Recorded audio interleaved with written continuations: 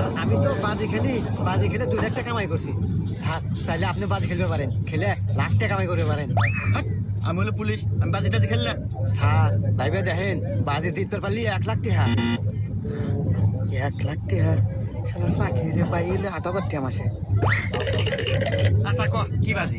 Sir কালকে এই জায়গাতে আমি এসে কাল একটা চোর মারবো, চোর মারার পর আপনার শরীর পুরো লাল হলো, আর যদি লাল না হয় তাহলে আপনি 1 লাখ টাকা জিতবেন। আচ্ছা ঠিক আছে, যা আমি বাজিটা যা।